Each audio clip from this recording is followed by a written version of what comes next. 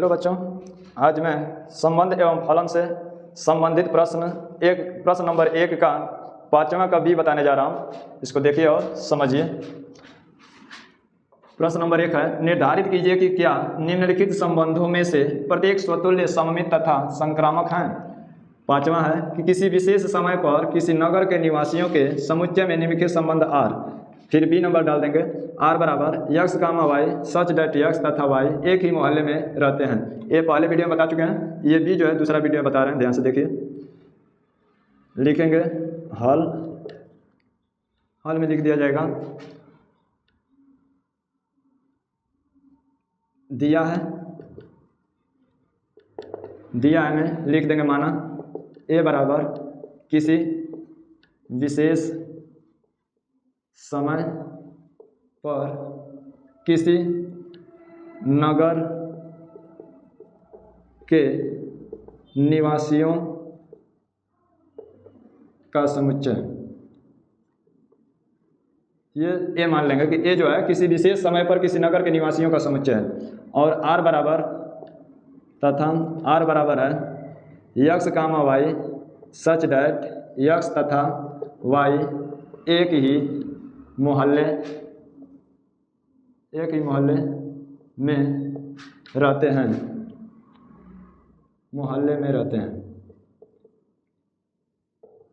अब देखिए, लिखेंगे पहले स्वतुल्य संबंध के लिए,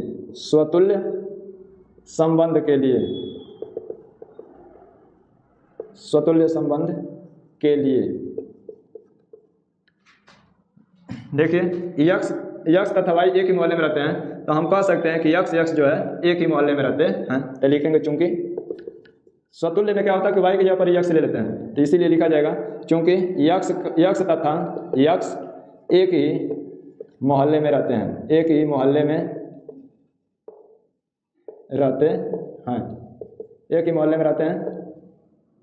मोहल्ले में रहते हैं तो लिख देंगे implied x comma x belong to capital R, अतः आर स्वतुल्य संबंध है। जब x comma x belong to R होगा तब हम लिख सकते हैं कि आर स्वतुल्य संबंध है। अब लिखेंगे सममित संबंध के लिए, सममित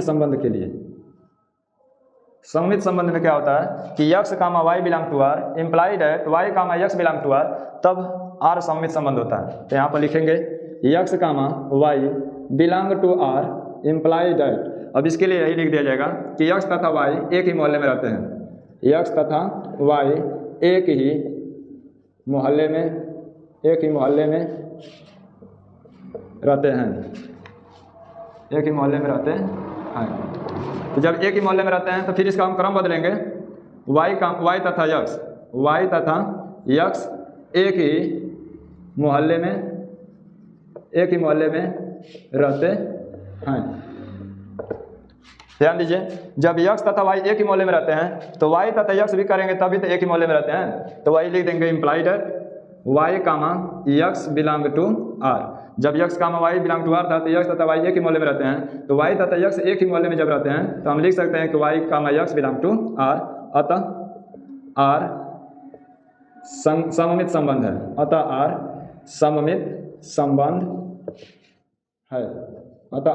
संबंध है। अब संक्रामक संबंध, तो यहाँ से बताने जा रहा हूँ, देखिए संक्रामक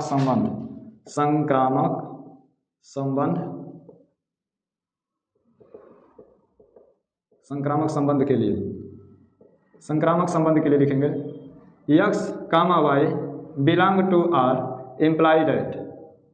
देखिए x comma y belong to R जब लेंगे तो लिखेंगे यक्स तथा वाई एक ही मोहल्ले में रहते हैं, यक्स तथा वाई एक ही मोहल्ले में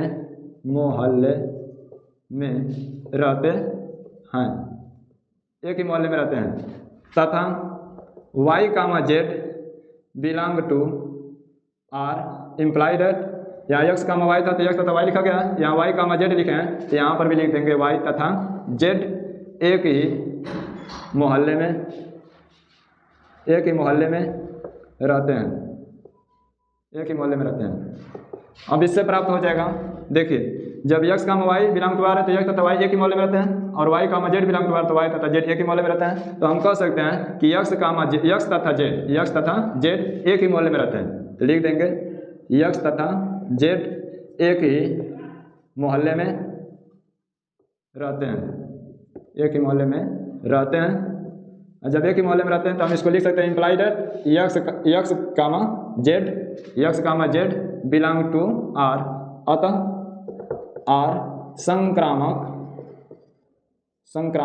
संबंध है। ध्यान दीजिए, x comma y belong to R और y comma z belong to R से x comma z belong to R प्राप्त होता है, तो हम कह सकते हैं कि आर संक्रामक संबंध है। तो आज का ये प्रश्न यहीं तक। आप लोग को बहुत बहुत धन्यवाद। आप लोग मेरे वीडियो को लाइक और सब्सक्राइब करते रहें ताकि मेरा मनोबल बढ़ता रहे। बहुत बहुत धन्यवाद।